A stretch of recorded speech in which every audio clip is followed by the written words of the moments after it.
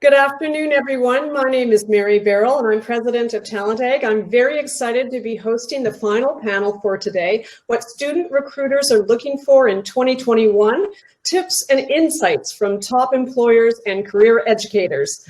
For all the students and grads attending the conference, we have some valuable insights we know will help you tremendously in your 2021 job search. So please help me welcome our panelists, and in no particular order, perhaps you could just give us a wave when I called your name. So today we're very happy to welcome Brian Martins, Talent Acquisition Consultant at Rogers Communications, Megan Mattie, Senior Learning Specialist at Maple Leaf Foods, Trevor Buttrum, Manager of Career Connections at the Insurance Institute, Rashida Geddes, Senior Manager of Bell Canada's Graduate Leadership Program, and Patricia Eddu, Student Recruitment Manager at CPA Ontario.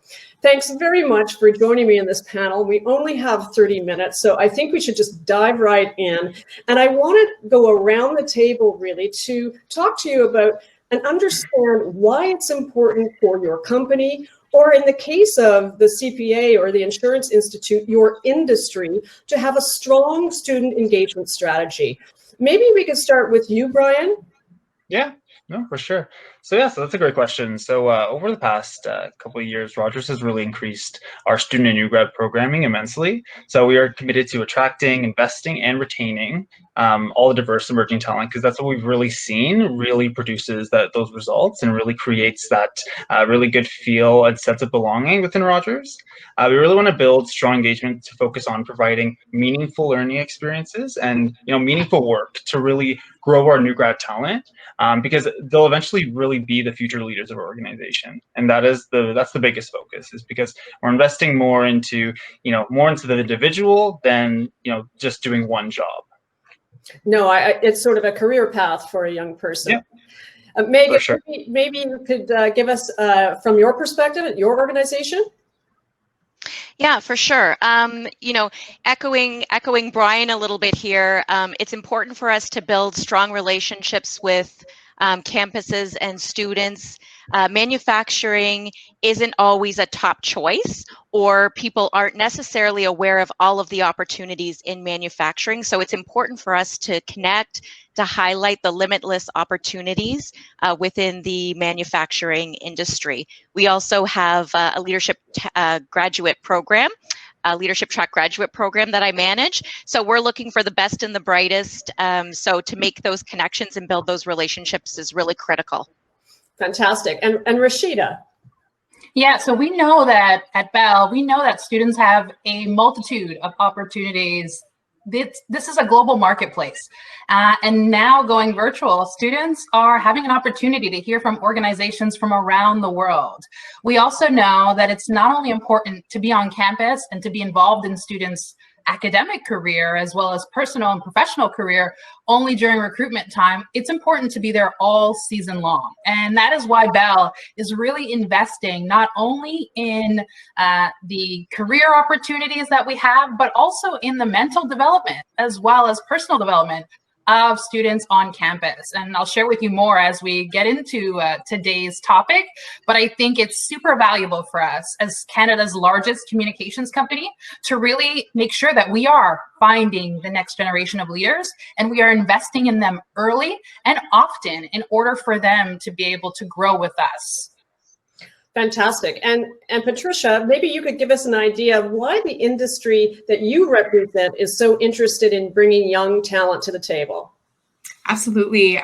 So, of course, I'm from CPA Ontario, and we administer the CPA designation. And what's really interesting is that there's a lot of misconceptions I find about where the CPA can take you. Usually people think it's very traditional accounting, but there are CPAs working at all of your companies, Rashida's, Brian's, Megan's, I'm sure Trevor's as well, in different kinds of roles, from consulting, finance, accounting.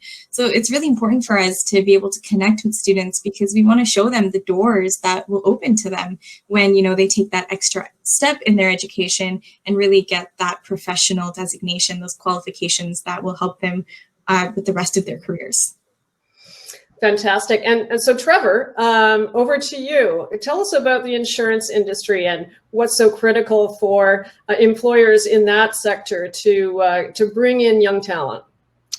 Absolutely. So there are a number of things kind of impacting why the insurance industry would be so engaged with students and early career professionals. And first off is our demographic crunch. So 27% of our industry, or 25,000 employees, are eligible to retire by 2027.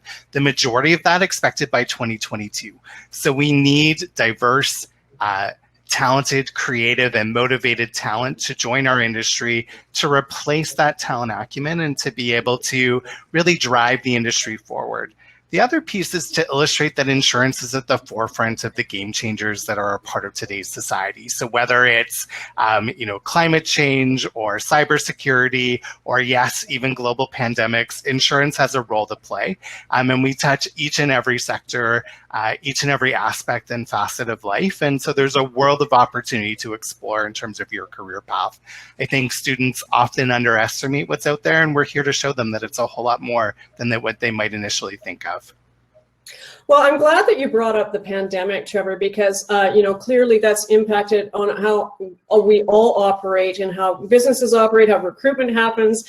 Maybe we could start with Megan, and Megan could tell us how the pandemic had actually changed the methods or strategies of recruitment for the company, and what methods might be new that you're bringing to the table. What have been your challenges, and what solutions did you find? I think for us, the obvious challenge has been the fact that we are no longer able to meet in person for this time period. So we were very lucky and fortunate that our information solutions team just jumped on technology. So we started to use Teams right out of the gate and making sure that we're still making those connections. So we looked at this as a real opportunity. We could have more info sessions. We could have, info sessions that were not local. We could go national. We're a national company. So we really looked at this as a way to connect with people in different ways. So using technology, connecting more one-on-one, making sure, even internally that we use these, this technology to connect with people formally and informally as well. So we just looked at it as we've got to keep going. We've got to make the connections. They may need to be more frequent. It was using any channel that we could. So connecting on LinkedIn, connecting over the phone, connecting over Teams, and just, reassuring people that we're carrying on, we're open for business, and we're still recruiting. Well, I know from working with all of you at the companies here represented today, and Bell and Rogers, that you all continue to keep recruiting, and both in 2020 and obviously in 2021, and all of you adapted so effectively to the new way of having, the challenge of recruiting virtually and using these new tools. Rashida, maybe you could talk about how that impacted the way Bell responded in 2020 and what your plans are for 2021 in terms of your recruitment strategies. Absolutely. So of course, when the pandemic actually hit back in March, that really impacted our onboarding for new graduates as well as interns that were starting with us in May. I'm glad to say that Bell didn't cut any of those internship as well as new graduate opportunities, and we went full steam ahead with our programs as well as our orientation. We took everything virtual like many other companies had to. And in terms of our recruitment strategy for this new season, bringing in 2021 candidates, interns, and new graduates, we went completely virtual. So of course, we went from in-person events, traveling, as well as swag, to now virtual events. We've hosted 4 large virtual career fairs, as well as many coffee chats and different touch points on campus in the virtual sense. And we've also made sure that our onboarding, in terms of making sure that employees felt supported, our new grads felt supported, that they had the technology that they needed at their doorstep. And being a large company with such a strong technology focus as well, we were able to quickly adapt, and we haven't lost any step in terms of our recruitment efforts. So good news for us and great news for students. Yeah, absolutely. Great news for students and grads. Brian, I know that Rogers worked very hard as well in 2020 and 21 to adapt. Maybe you could tell us your experience with that. Yeah, very similar. as to Rashida was saying, yeah, we had to just all go virtual. It was a good thing though, because we were able to actually do more events this year because of that virtual, right? And go across the whole country. So we were able to tap into these really unique talent pools around specific schools that had these specific skill sets that we're really looking for with these new roles that were coming up as well. Same thing with as well with Bell. You know, we still, even through COVID, we still maintained that commitment to hiring the same amount of new grads that we did previously. It just goes to show that a really true investment in emerging talent at Rogers. You know, we've seen so many great success stories, even from people that have started in call center and with retail stores as well. You know, we've really focused internally as well in those frontline roles. And yeah, and the onboarding too. So the onboarding new grads. We actually have a new grad buddy program. So they're matched with new grad alumni to help them get ready for their first day as well. So it's a little more personal. So we've had these little kind of touches to still kind of bring that personal energy to it, even though everything is all virtual. Yeah, and that's so important because it is such a challenge in a virtual world to maintain or build those personal relationships. I know that Patricia, you know, you've been very active on lots of virtual events. Maybe you could talk about how the CPA Ontario and the work that you do and with your ambassadors as well were adapted to the pandemic to still bring opportunities and knowledge to young candidates. Absolutely. I think one of the biggest things that we missed during the pandemic was community. And that was something that we really saw our students missed. And so we normally have a post-secondary ambassador program where we run events on different campuses and try to bring students together. And we were like, how are we going to do this virtually? And everyone's kind of talked a little bit about how we've taken our in-person events, made them virtual. But we've also tried to really create that community within our students, helping students to stay connected with each other through different kinds of events. We have conferences, yes, but we also have games nights now, which, you know, maybe in the past we would not have done things like that, but we really want to just understand that it's also been a hard year on students mentally, and how can we support students in growing and developing, learning, of course, about the CPA designation and how that can help them in business, but also connecting with other students from across the province and in their own campuses that are going through a lot of the similar struggles that they are as well. We actually have a conference coming up next week where we're trying to support students as well through the journey, learn a little bit more about how the economy is changing, how finance and business is changing. So if anybody wants to check that out, it's called Chartered for Finance, and it'll be a 2-day conference talking about what the future of work is going to look like. That's really great to know. And Trevor, I know that things have really changed pretty dramatically for you. Maybe you can tell students and grads out there just the new ways that you're bringing all this information and the employers to them in this new virtual world. Absolutely. I think one of the things to be really conscious of that emerged for us was making sure that humanity was really brought out here, that we were really all struggling with this. This wasn't something that was just unique to the student demographic. You know, employers were adapting, recruiters were adapting in terms of the ways that we were delivering. And so technology didn't go according to plan, or if, you know, there were a couple of glitches in process, we really wanted to make sure that we were just bringing people together and saying, that's okay, and making sure that kept real. The other piece that I think we were able to do well throughout this time was storytelling. So enabling and empowering industry professionals to share their stories in meaningful ways, whether that was through coffee chats, online discussions, panels, but also even just through posting and social media campaign. I think the other piece that we were able to do in partnership with TalentEgg, for example, was run competitions. So opportunities for students to be able to come together and to really demonstrate their capacity and their skill set. Sometimes it can be tough on a Zoom screen to stand out to a recruiter, and I think we were all searching out ways and opportunities to be able to provide you as students with the opportunity to really step forward and show us what you've got and how your skills and expertise can apply within our organization. So taking advantage of those vantage points and recognizing that in a virtual space, you can create community, as was talked about, you can create meaningful interaction, and definitely that opportunity for authentic storytelling and networking.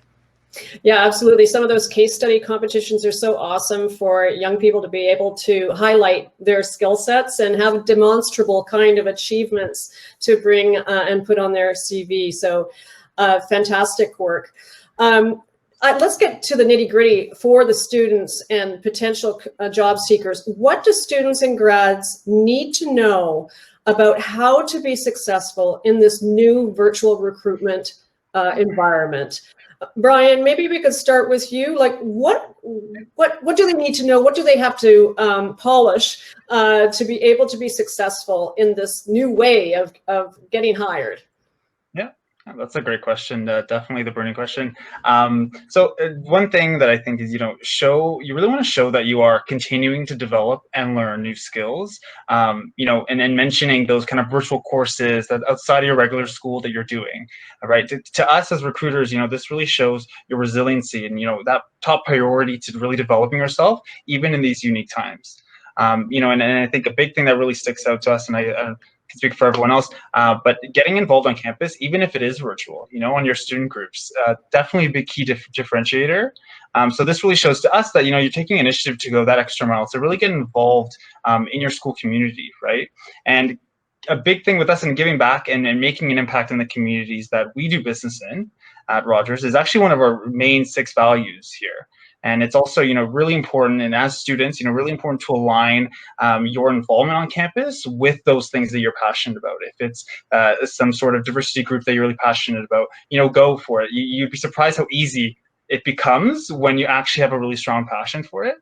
And a couple of quick things with regards to, showcasing your own group involvement, the way you would your work experience in your resume. I think when you are involved in student groups, it does count as work experience. I think a lot of us would be really surprised by the amount of skills that you've learned in your student groups that can actually really translate into the job that you're applying for. That really group work. So really try to read the job descriptions of the opportunities that you're applying for, and really see how you can add value. Yeah, I always advise to really customize the CVs to the role, and to actually highlight these things that talk about really demonstrating their soft skills and character, for sure. And Rashida, would you agree? What do you think they should know to be successful? Brian mentioned some really great information around what they need to do and how they need to prepare themselves. I'll definitely add to it by saying, now that everything is virtual, the ability to be able to show that 3 dimension of who you are in person and to connect with the recruiter is a little lost in translation when we're thinking about the 2-dimensional resume. So you have to look beyond just the resume. You have to be able to build that virtual presence. For those of you that are not on LinkedIn, that aren't commenting, aren't following, you're not necessarily used to that. You really do want the personal touch. You have to learn to make that shift. This is important for you to be able to build those relationships and nurture the relationships that are necessary now. You're competing in a bigger pool. Now that we have virtual, you have students that are able to take on opportunities that they might not have been able to take on before. So you're competing with more students. So make sure that you are standing out not only in your extracurricular activities, but that you're tooting your own horn by sharing that, by sharing what you're learning online, letting others learn from you as well, and demonstrating that in action. I'll say master the virtual interview. It is definitely an important piece of many of our recruitment strategy in terms of virtual interviews. And I think that's going to be here to stay for many organizations that are thinking about the efficiency of virtual interviews. So make sure that you understand and master that. Practice. Understand the companies that you're applying to and some of the challenges or problems that they're trying to solve. And really be ready to explain how your skills and experiences are transferable and can add value to that organization. So those are definitely some of the things that I think could be very helpful, and building mutually beneficial relationships. I know oftentimes students are reaching out to myself and other recruiters and other hiring leaders online, but make sure that you are making that mutually beneficial on both ends. And you might say to yourself, what do I have to offer? I'm a student, I'm a new grad, I'm just starting out. You have amazing things to offer. You have a pulse on technology. You have a pulse on digital. Be sure to leverage that in your conversations and be open to networking, communicating, and learning more about your industry, as well as the people online to be able to build those better connections. Great advice. And Megan, what are your thoughts about this? So a lot of them were touched on. So, you know, it's the relationship building, it's the networking for sure. It's using this as an opportunity to show us what you can do technically. So, you know, this is new territory for a lot of people. So using the technology to showcase, I can give an example. Brian touched on, you know, how people have pivoted and shown resiliency.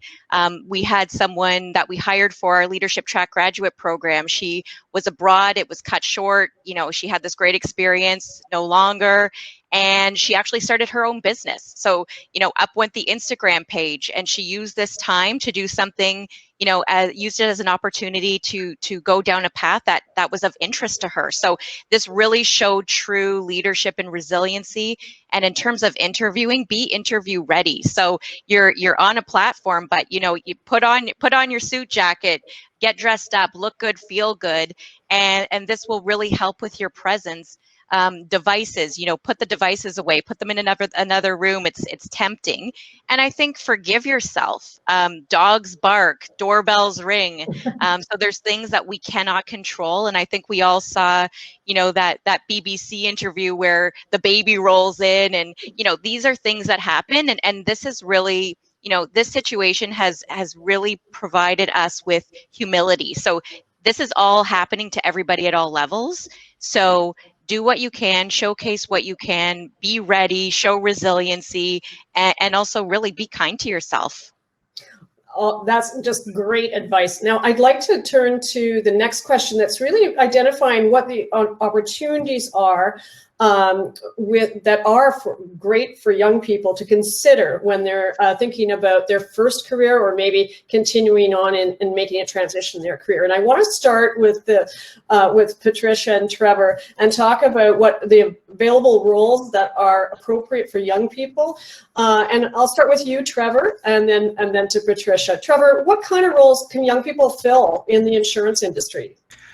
I think one of the things, you know, as a career and recruiter coming to this sector that I realized very quickly is that insurance is a true microcosm of the Canadian labor market. So it touches on virtually every facet of what we do. So if you're looking to apply, you know, skills, you know, that maybe are healthcare related, medical terminology, you know, your ability to kind of create a treatment plan, you might want to work in the claims area of the business and something like accident benefits.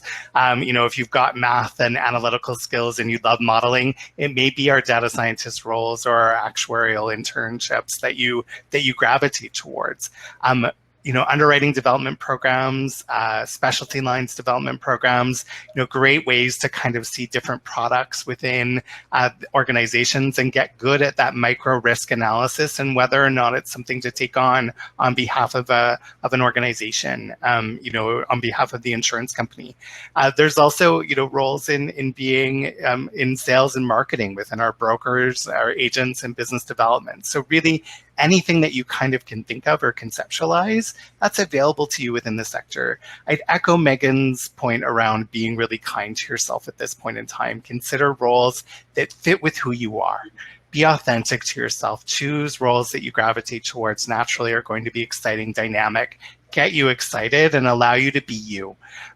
Because if you try to be something that you're not, particularly during a pandemic, I think it's going to be extra tough to be able to make that sell. So really choose things that kind of excite you and that fit with your skill sets, that align to sort of those core values and strengths, and also are things that you're able to live out each and every day. And Patricia, what kind of roles that can you tell us that your organization represents in terms of the employers that make up your association? Absolutely. There's so many different kinds of roles available for CPAs and CPA students specifically.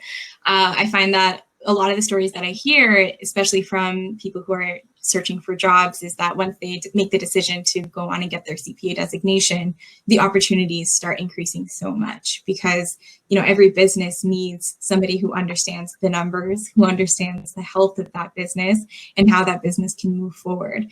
And so we often have several organizations, firms, other kinds of companies that reach out to us and want to post in our job board. We have our own jobs board for those individuals who are interested in becoming CPAs. And I kind of want to continue on the line of Megan and Trevor, where I think it's really important to understand what your interests and what your strengths are. And Amanda talked about that a little bit during her workshop as well.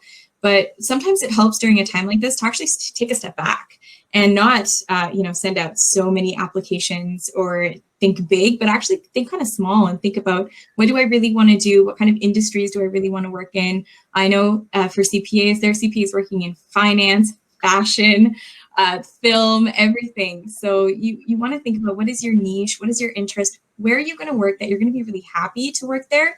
Because then the chances of you working up within that industry are also going to be a lot higher. You're not going to be jumping around from company to company. And as a young professional, especially in my life, I found this to be very true. Being able to work in a place that you're passionate about from the start will help you grow within that company and through positions a lot faster and a lot easier as well. Great. And so I want to make sure we hear from the companies that are represented here. What are some of the, say, internships or co-ops or entry-level roles that you have available? Let's start with Rashida. Maybe you could just give us an overview, a quick overview. Absolutely. So we are actively recruiting for interns as well as new graduates since September. So we've been on it for a few months now. We've hired or looking to hire 236 new graduates as well as 418 interns in the summer and fall starts. And those are within 8 different business units across Bell. So think of Bell Business Markets, finance, IT, customer operations, network, human resources. So we're really hiring across the board in all of those spaces. I will be putting a link in the chat where you can see some of the postings that we have still up and available, as well as your campus career boards. We've just sent out this week an email to the campus career boards, letting them know of all the opportunities that we still have available. So for those that are still looking for student internship opportunities this summer or new graduate opportunities with the start in fall, we have many of them available for you. Okay, fantastic. And Brian, here's your opportunity. Hey.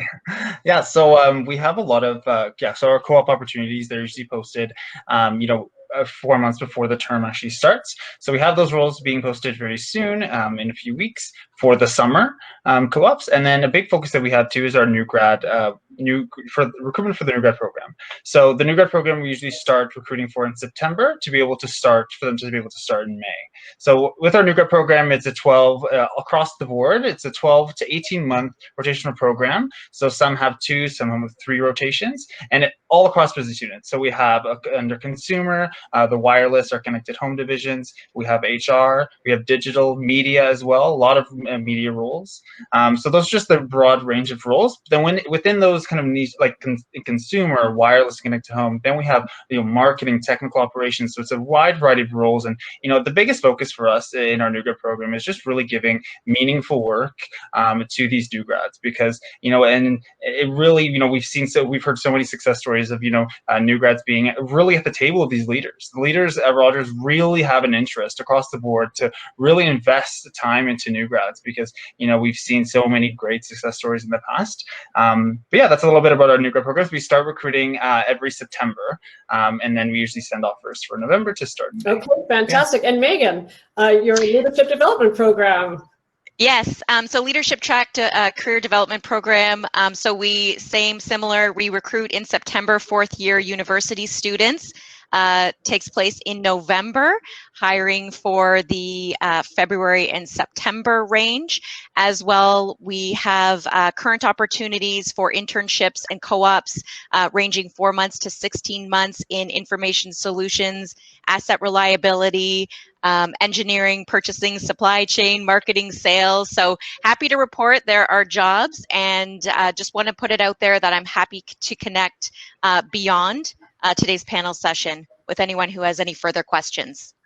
Okay, awesome. I'd like to give you all about 10 seconds each to sort of give one little bit of final advice to the audience, starting with you, Rashida. So you've had an opportunity to hear from amazing speakers today. One of the pieces of advice that have stuck with me over the course of my career was from Thasunda Brown Duckett, who is the CEO of Chase Consumer Bank. And she said, your title is rented. It doesn't define you. And I know many of you students are looking for specific roles, or you have, based on your career center, they're telling you about specific career paths and what that title looks like. And that's what you're gunning for in terms of your first career opportunity, because you want to make it count, and you of course want to make the right decision. But what I want you to want you to know is that that title is rented for the time that you are going to be in the role. Your character, your work ethic, what you put into the opportunity, your ability to learn it, that's your unique asset. That's what is going to define you. That is what is going to allow you to continue to grow your career and advance. So use that to facilitate your growth and make sure that you're shining through with your character, and that you are following through, whether it's commitments that you've made or anything that you've done for the organization. Well, thank you very much. That's terrific advice to end the session. Our time is up, and it makes me sad because I was hearing such wonderful insights from all of you. Thank you for giving so generously of your time. I'm sure that the audience of students and grads appreciate hearing directly from top Canadian recruiters and career educators. So thank you all for taking part, and thank you to the audience for your attention and joining us for this discussion. Hey everyone, so See you, everyone. it's Stephanie from TorontoJobs.ca. I just wanted to thank everyone for coming onto the panel today. Mary, thank you for hosting. Everyone who participated, thank you so much for speaking. I think this is invaluable to any student job seekers. Right now, the only thing we have is just closing comments going on, but to everyone in the chat, I do encourage you to reach out to all the people that have participated on the panel today, and to Mary, and to check out TalentEgg. Again, thanks so much for joining us. It's our pleasure. Thank you again to our wonderful panel. Thank you so much. Thank you. Thanks, Bye. everyone. Fun. Thank you.